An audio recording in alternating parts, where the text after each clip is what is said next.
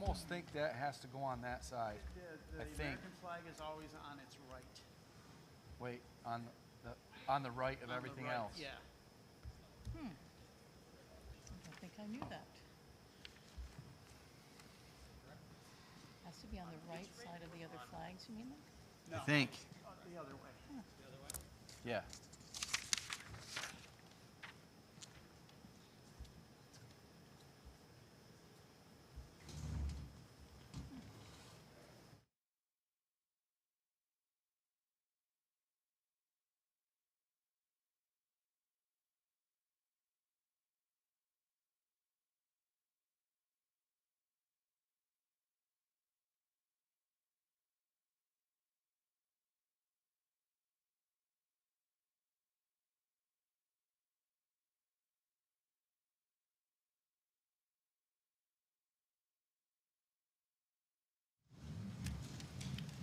I pledge allegiance to the flag of the United States of America and to the republic for which it stands, one nation, under God, indivisible, with liberty and justice for all.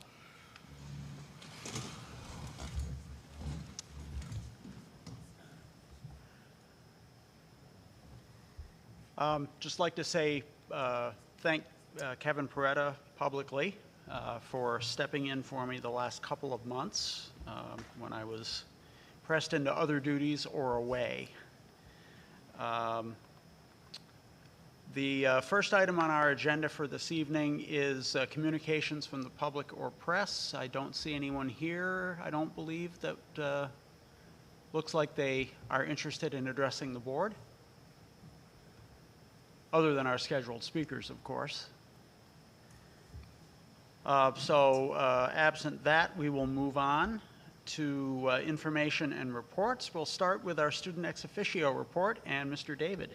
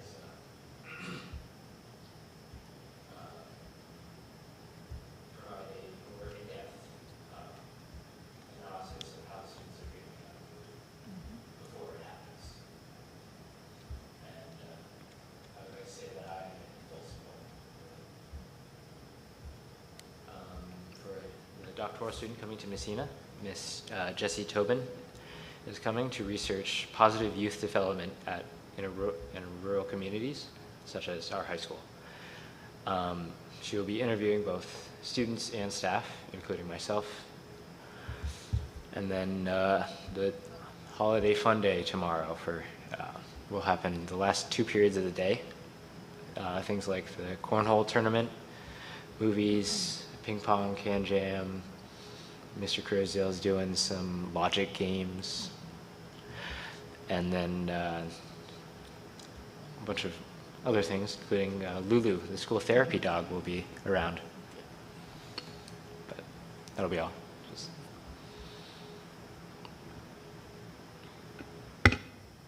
Okay, any questions for Andrew? So this doctoral candidate, how did that person want to come to Messina? So I actually have very little information on the subject, but I'm assuming that she developed her thesis and came to the conclusion that this is what she wanted to do, and then found schools that were rural, like Messina. Okay. But Okay. And do you have any idea how that's going to impact the daily schedule? Like you said that she's going to be interviewing certain students. Is she pulling them out of study halls or places where it's not going to impact the academic day? Yeah, it'll be like one student or one teacher at a time. So students will be able to miss either a study hall or like 5 minutes of their lunch, or maybe one class that they're in. Like missing one class happens every day. Students will be fine. Okay. What prompted this? The student coming, the doctoral student coming. Jesse Tobin, yeah. I'm not sure. The Mr. Oliver would be the person to go, I believe. He brought this information to me, actually. And yeah. So. Actually, I can take Mr. Oliver off the hot seat and Andrew on this one. Ms. Tobin is the student I was referring to in a board update a couple of weeks ago. She's the SUNY Albany graduate student working on her PhD dissertation. She started working with Messina, I believe it was last year, when she was working on some graduate work, and she was looking up community schools, and that's how she became involved with Messina. Began talking with us about our community school, what it is that we do, and became intrigued, and that's what she's actually focusing her dissertation on, is the community school concept in a rural school setting. And she asked if she could do some research here. She's gone through the entire research process and has SUNY Albany approval for the type of research that she's going to be doing. And I believe we've also gotten parental permission of all the students that are going to be involved. It's a small handful, and Okay. she'll be spending some time here just getting their feedback from the student voice, the student lens.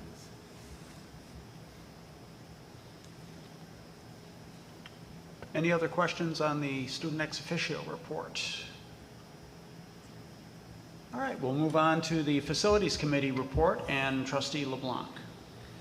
So we met in November at Madison at the same night as it was a parent night. It was a busy place. We had the King and Gaimo, the constructor and the architect present. We touched on a lot of subject, the track and field, the Jefferson drainage, the junior high supporting walls, concession at the high school, the canopy, the turf. That was about the capital project that's coming up. We're still preparing the documents. They're still investigating a lot of needs so we can come up with a defined need and eventually go out for bid. We talked about the Jefferson tree removal. We updated ourselves on what happened, and we're doing a great job.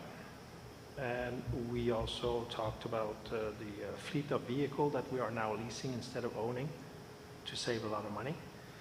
We then toured Madison, and essentially it was, we had minimal concerns, so the school is well managed and well maintained.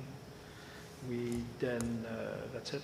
We then we met again earlier this week, but I could not attend that meeting.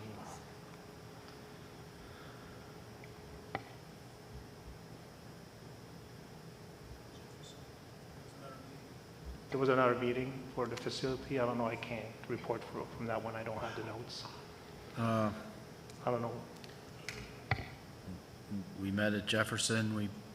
King and King talked to us about phase 1 and phase 2 of the project, the design. They talked about mechanicals. They gave us a larger discussion about mechanical, electrical, plumbing at all the buildings for the next 2 phases of the project. So we got a pretty good discussion, like overview of what they intend to do.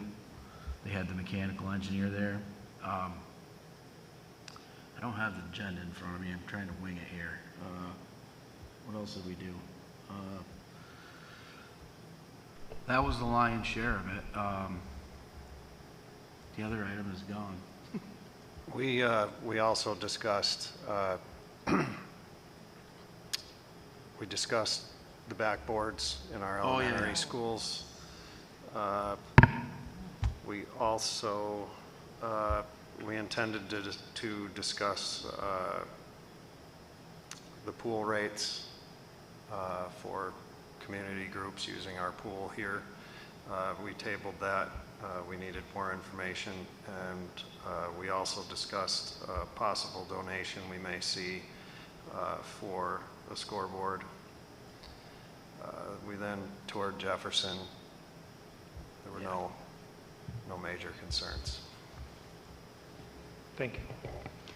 And the intent would be to have minutes prepared for that meeting so that the board can kind of have a running record of that as well, I would hope. We can do that, yes. Okay. Can I just ask, Robert, what do you mean by the TRIBS agreement? You're talking about literally the swimming? The fees, I mean, it's a current practice. If you want to Conditions talk and about it. fairness? I don't understand. I'll let Ron talk about it. For every school facility use, there's a fee schedule that's supposed to be in place. And currently, we don't have a written agreement with the TRIBS group for what the pool fee will be. It's been a long-standing, approximately 7 to 10 years of basically what amounts to a general person's agreement, which really is not in line with the board policy. So through facilities, we need to hash this out more and then make a recommendation. Okay, thank you.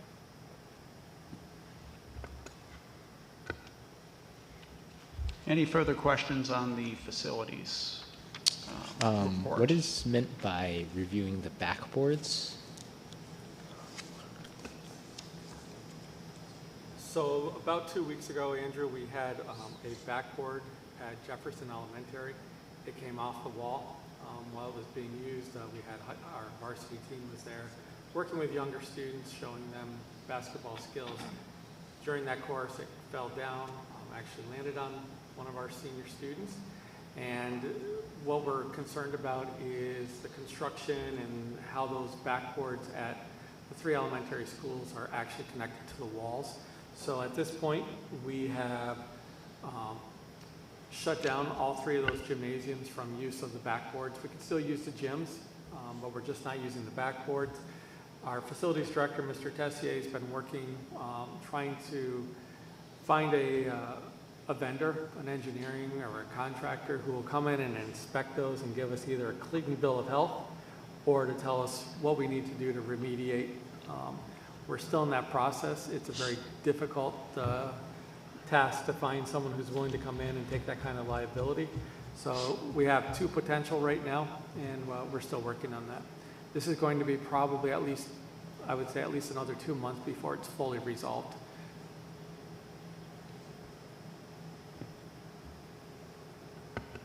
Further questions on the facilities report? Okay, we'll move on to the President's report. I have just one item. A couple of days ago, Ashley sent the board information about the Area 6 legislative breakfast on February 13th in Lake Placid.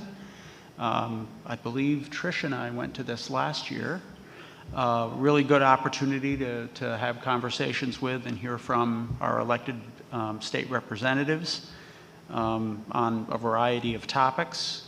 It's at the High Peaks Resort in Lake Placid at 8 o'clock in the morning. If you would like to attend, just contact Ashley and she will get you registered for that.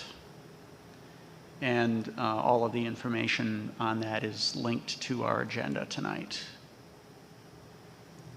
And that's all I have.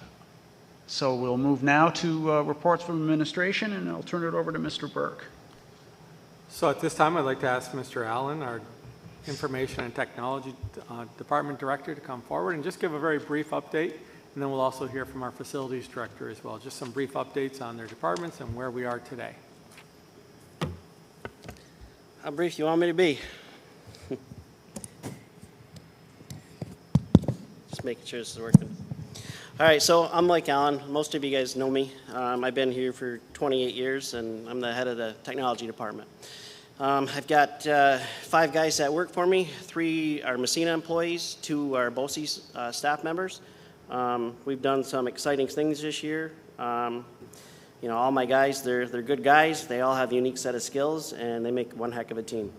So far this year, from the start of the school, we basically swapped out like 650 old 15-inch computer monitors to new Dell 24-inch ultra sharp monitors. It makes a huge difference. We've upgraded all of our Windows desktops to from Windows 10 to Windows 11. We've implemented an Apple management system on our network. We've created a Mac lab for our the art students and all of our students to use. We've inventoried, labeled, upgraded over 3,000 Chromebooks to the latest OS. We've got some new wireless controllers we've installed. Getting ready from basically wireless 5 to wireless 7, which runs at a lot higher speeds at 6 gigahertz. We've enhanced the door security system this year. We've given new badges to all the employees. I believe everyone on the board's got a new badge. We've done a lot of stuff. We've done a lot of things through 3D printing. I've trained my staff so they can better equip themselves being out in the field and kind of understand what helping our teachers out. And then we've done some secure printing with Canon and our Uniflow copiers. So looking forward, we just got 160 computers on order so that we can put our new computers in our junior high.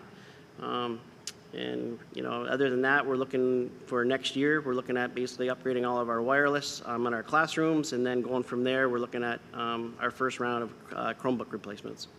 So we've got some exciting stuff, and it's been a good year so far. So, do you have any questions? I know it's a lot to go through in a hurry, but. Do you have any other details on the briefly mentioned Chromebook replacements? Yeah, so right now we've got well over 3,000 Chromebooks. We're looking at the first model. I'm actually going to be meeting with the board and through the budget committee, and we're going to see what we have for numbers and what we can replace and what we can afford, so that every student gets an equal opportunity. So.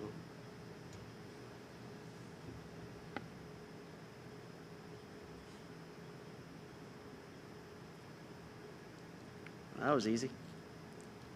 Any other questions? Or? Okay. No questions for Mike. Okay. All right, perfect. Thanks, Thank guys. you. Thank you. Thanks, Mike. Yep. And now I'd ask Mr. Greg Tessier to come forward and talk about the operations department, please.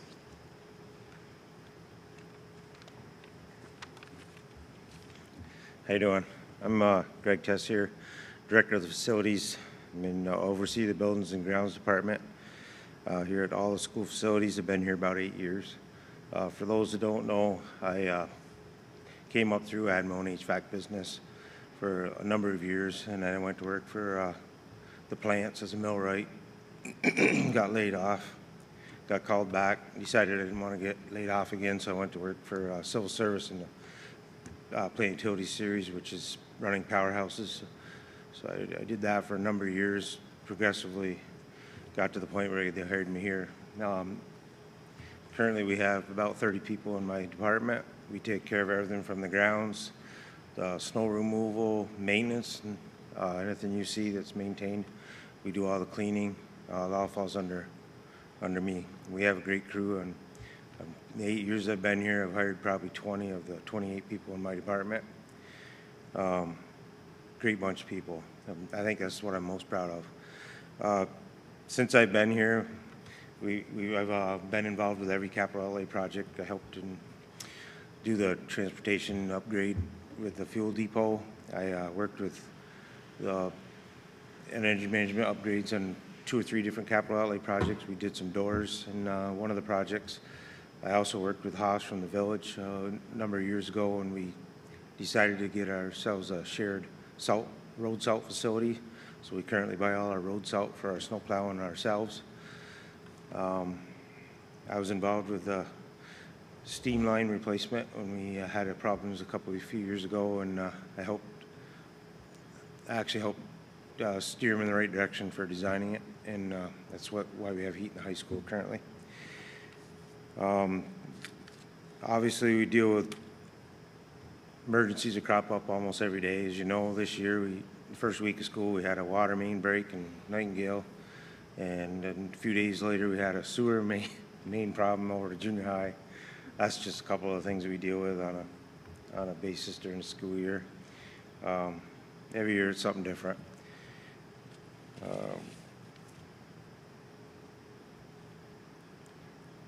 don't know if there's any questions of me, but I didn't really know what you wanted for information, so kind of gave you a quick synopsis. But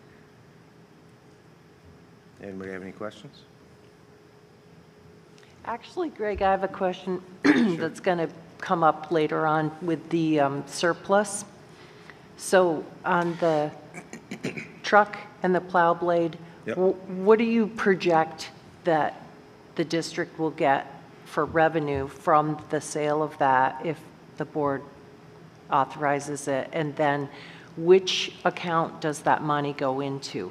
Yeah, I wish it could go in my department, but it doesn't. It goes in general fund typically.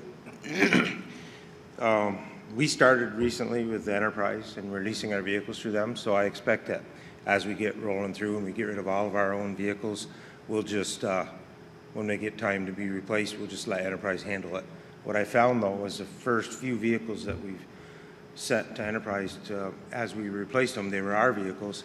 They didn't bring much for money back from Enterprise. I think one of them got, the Suburban we just sent got 8,000, something around in there.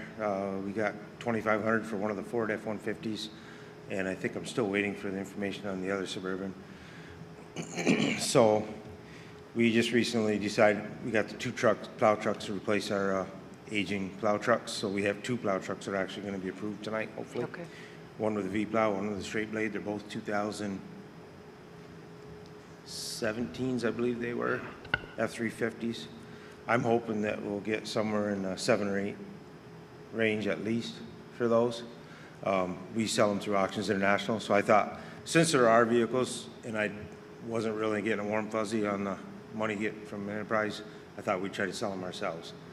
Once we get rolling and we're replacing Enterprise vehicles with Enterprise vehicles, I'll let them handle it. But that's our option. We can do it ourselves or we can do it through Enterprise. correct. Okay. Yeah.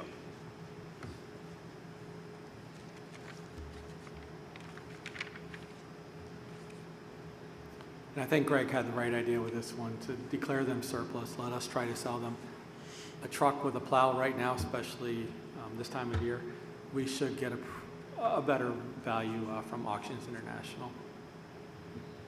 Some of the other stuff, probably not so much, but these have value to them.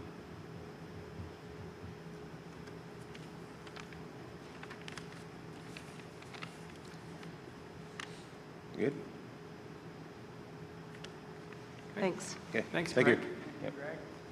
Yep. Next, I'm asking Mr. Oliver, high school principal, and our IB coordinator, Mrs. Normile, to come forward and talk about the transition from being an IB school to offering AP courses.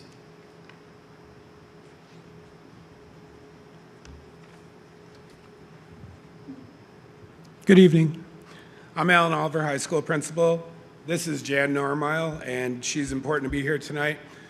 She has been working in our IB program for 22 years, and she's been the IB program coordinator for the last 14.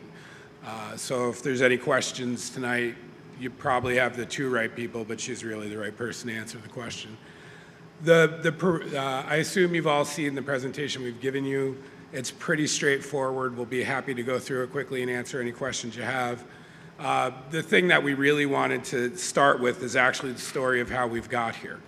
Mrs. Normile, for her entire time I've known her, and myself, for both my stints at the high school, have always been a strong supporter of the IB program.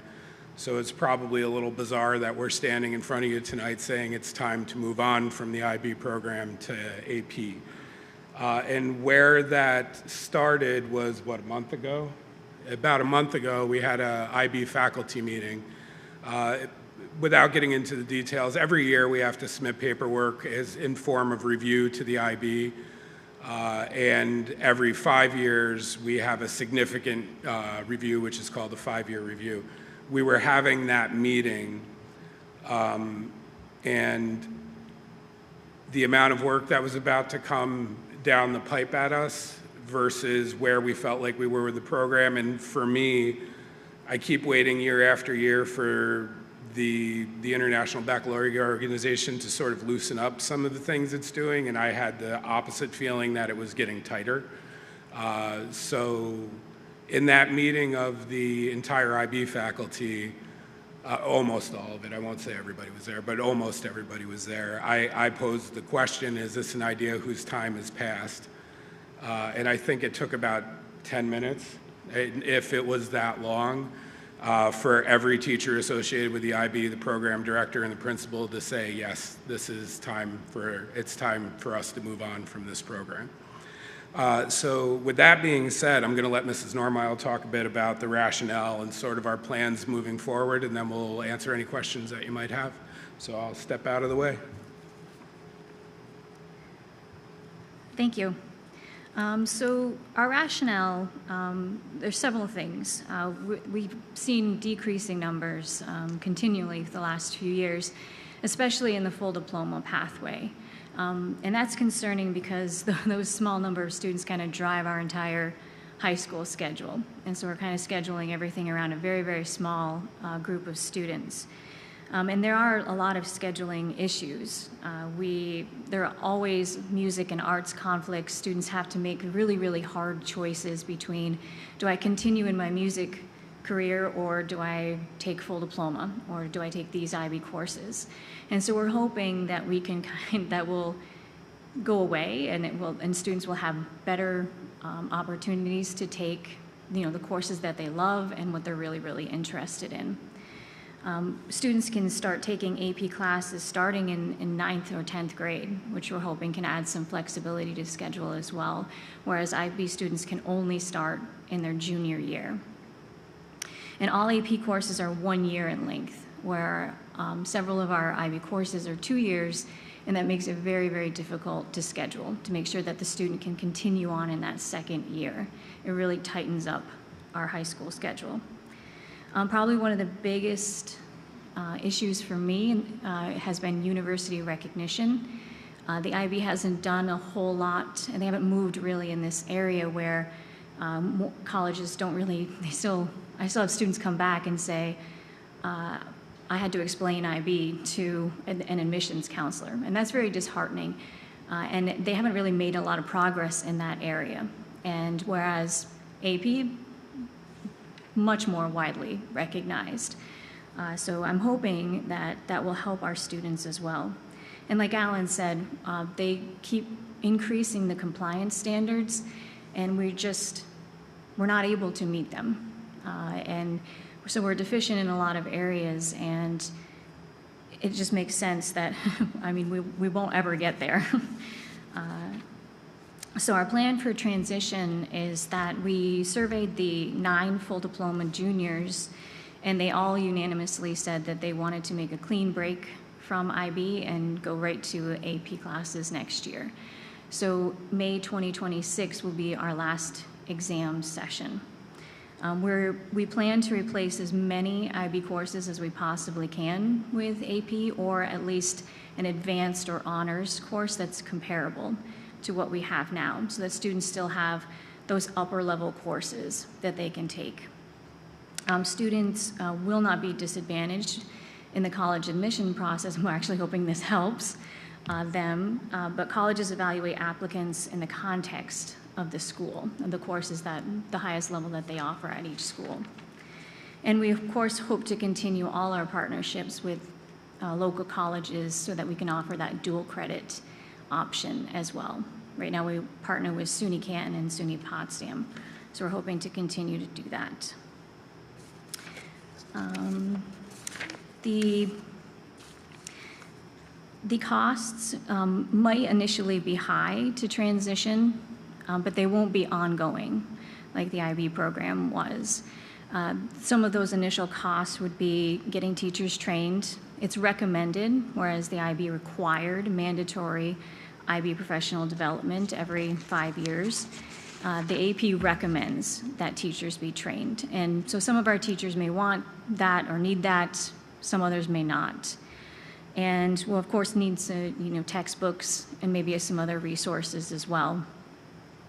We're looking at we probably will need some summer PD hours.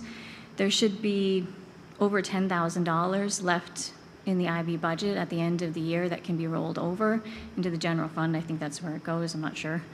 But because we're not going to be training anymore, that was going to be earmarked for IB training, but we're not going to do that. So maybe we can use some of those funds to help start these AP classes.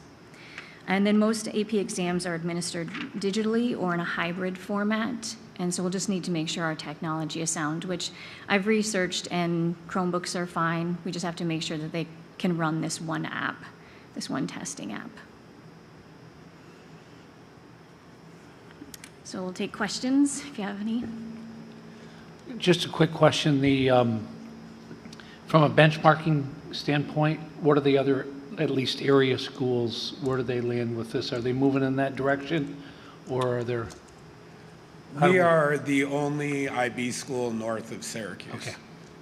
Most of the surrounding schools are either AP, or in many cases, they've moved away from AP or IB in general and are just doing college credit. We have a strong tradition of offering rigorous courses for our students, and we want to continue that, but it's time to take it in a slightly different direction. Andrew had mentioned with the IB classes that he felt the Chromebooks that we had were not totally, that they needed to be a step higher. Am I saying that correctly, Andrew, at least? What about in AP classes? Will the Chromebooks be okay? Should they have more? I'm not sure we can answer that right now. I would say IB requires a lot of research, a lot of writing, and AP does not. So maybe that issue could be resolved. I'm not sure yet. I don't think we could answer that question fully. Can you speak to that, Andrew? Yeah, I have lots of friends from other school districts and other states, actually, that do mostly take AP classes. Like, even I have international friends that go to schools that take AP. And in general, a more powerful computer makes things easier, but from what I've heard from them, Chromebooks will be a little bit more sufficient. So we'll take my IB history IA. It's about 2,200 words,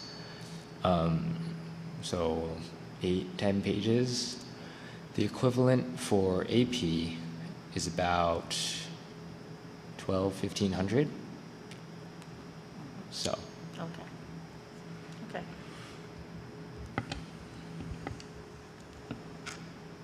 You mentioned that part of the knock on the IB program is that fees and compliance standards are increasing. Can you give us some more perspective on what how the fees compare, how the compliance standards compare AP versus IB? Yeah, so we have, there are probably at least, I would say, 100 standards that we have to meet for IB, and they're all in different categories. And they also require that we do program development plans, and we're supposed to be doing 4 to 5 of those in a 5-year cycle. So they're asking us to do strategic planning on top of trying to meet all of these other standards. With AP, there is none of that.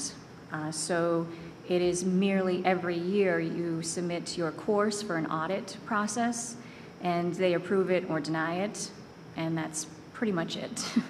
As far as fees go, we have to pay an annual fee of over $12,000 to IB each year, and then the exam fees are also higher than AP exam fees as well. And then there's also the training piece of it, as we usually spend, it can be anywhere from $5,000 to $10,000 in professional development in a year for IB, and I don't anticipate that high a number for AP. So in a nutshell, it sounds like what you're saying is that for the number of students that are taking IB courses, even just individual courses, not the full IB program, it's low enough, and the amount of work and the amount of money and the amount of time needed to propagate the IB program is just, it's not really worth it anymore. Exactly. Is that what I'm hearing? Exactly, yes. We gave it a good run for 22 years. 26 years. 26 years. Yeah. On a personal note, I think this is a positive move for us, but can you explain how this move will impact a student's ability to earn college credits while they're with us? Does it impact it at all? Will it? No. Short answer, no. I mean, as of right now, all of our IB classes are cross-listed and receive college credit. I anticipate that same thing will happen with all AP classes. I can't promise that, obviously, because we have to work through universities, but I see no reason why they would not accept our AP classes the same way they accept our IB classes. So I don't see any appreciable change in that. There may be an odd class here or there, but overall, I would think you would see very little dip in what we're offering for college credit. Sounds good. Thank you.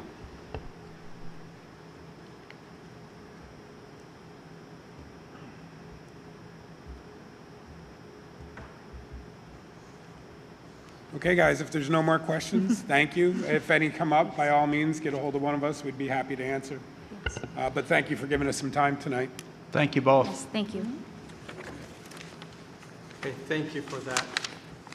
Moving on to my report, the next item is to discuss the 2025-26 capital outlay project, and we do have a single bid that came in. As you know, our capital outlay is capped at $100,000. The capital outlay bid came in at $101,100, so clearly we're over.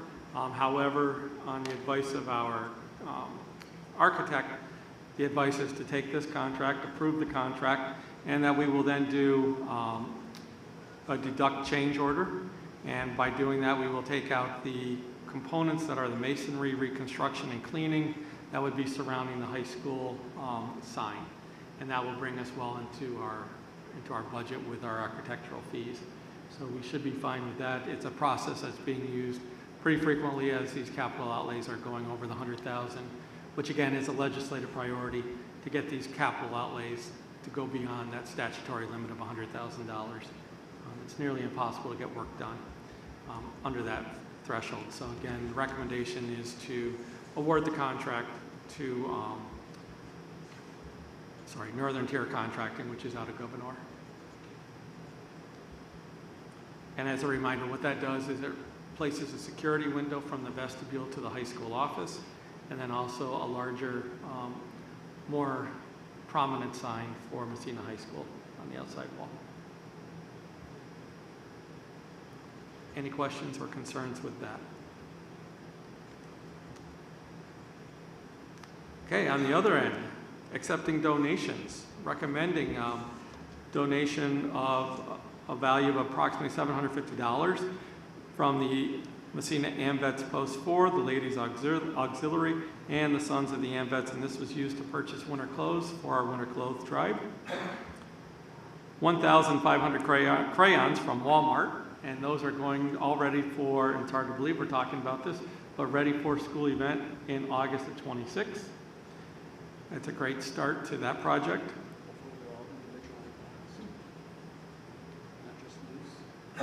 That would also be my hope. It does look like they are all boxed. A donation of $4,380 from the Adirondack Foundation's Adirondack for Kids Fund, and that is to provide a day of skiing at Titus for the 4th graders. A donation of $300 from the Messina Basketball Association for Madison's Phys Ed program. And another donation from AMVETS, Post 4, of $600, and this is to help fund the snack program for our students during February break. So people who have served our country continue to serve our community, in ways that are truly immeasurable. So I would like to publicly thank AMVETS Post 4, the Ladies Auxiliary, and the Sons of the AMVETS for their generosity to our kids. And then finally, as Mr. Tessier said, the disposal of the 2 plow trucks, 2017 plow trucks, through Auctions International.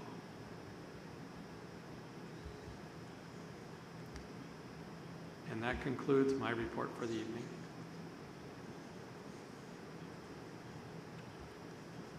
Okay, very good. Any lingering questions for Ron before we move on? Okay, we will move on now then to recommended actions. First is our items on the consent agenda. And are there any consent agenda items that any board members would like to have removed from the consent agenda for further discussion and separate vote?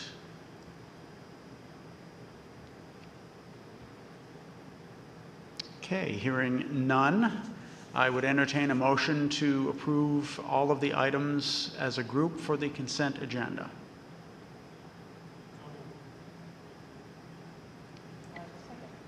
Okay, we have a motion and a second. Any questions? All in favor? Any opposed? Consent agenda passes. Moving on to other items for action. First up, we have approval of the 2025-26 Capital Outlay Project Letter of Recommendation. Could I have a motion, please? So move. A motion and a second. Any questions or comments? All in favor? Any opposed? Next is the approval of the disposal of surplus items. So move. Questions or comments? All in favor? Any opposed? And a couple of items that we turn over to Mr. Burke. So first, I recommend the approval of the personnel action items listed as numbers 1 through 29. So move. Any questions or comments? All in favor? That seems to be unanimous. And I also recommend approval of action items on personnel listed as numbers 30 through 34. So move. Where are they? Go ahead. Can you see those? Sorry.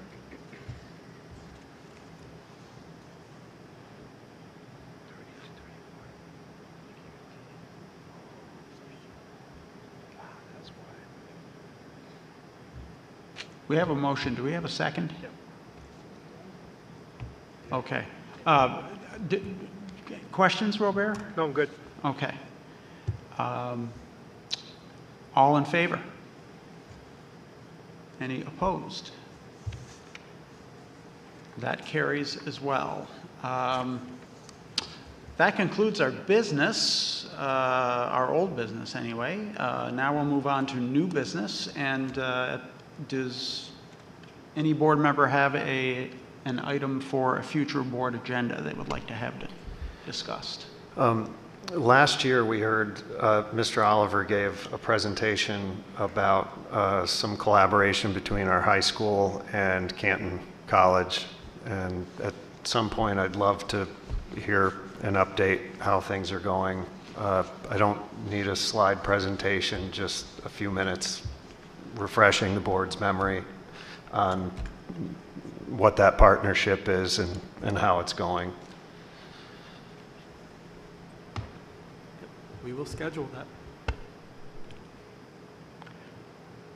I have a question. How is the progress on policies about AI, the use of AI? So as a policy committee, we have not looked at that, but we can certainly pull one from Erie. I'm looking at our chair. Zach, if you'd like to, we can pull that and begin discussing. Okay.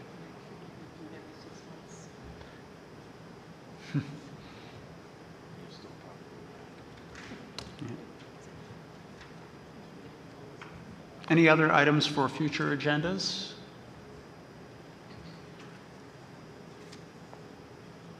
This is not really an item for a future agenda, but I still think we have an issue up here, at least where I'm sitting, particularly folks out in that are speaking from the podium, and depending on which board member it is, I'm still having an awful time understanding a lot of what's being said, and we either need more of a monitoring system up here so that we can hear better or something. I think the sound quality is fine out in the auditorium. I find it lacking here at the board table. I have a hard time understanding Robert. You have a soft voice. I'm just glad you said that. I thought it was me. I had a terrible time understanding. I said, okay, I'm having a problem here. I'm so glad you said that. I had a terrible time understanding Greg and understanding Mike tonight. Jan and Alan were more strong of voice, I guess, or something. So I didn't have a problem with them. But we've got to do something up here so that we can all hear what's going on. That's a strong feeling I have. I will say over here it is a little bit better, but I also have trouble understanding you sometimes, and you've got a big voice. But the second person to present, I don't remember his last name, but it was definitely hard for even me to hear him. So.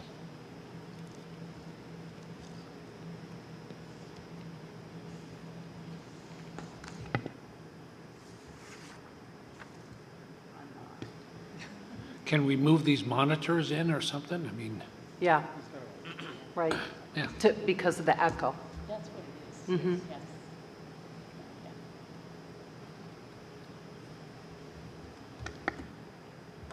Any other items for future agendas? Mr. Chairman, I would like to ask for a short executive session to discuss personnel. Okay. This would be items leading to employment, promotion, demotion, et cetera. Okay. Correct. We have a motion for an executive session. Do I have a second? Second. Any questions? All in favor? Okay, very good. I don't believe we will be taking any action after said executive session. Correct. So at this point, we would certainly wish, on behalf of the board, very happy holiday season, and enjoy the rest of your evening. Thank you.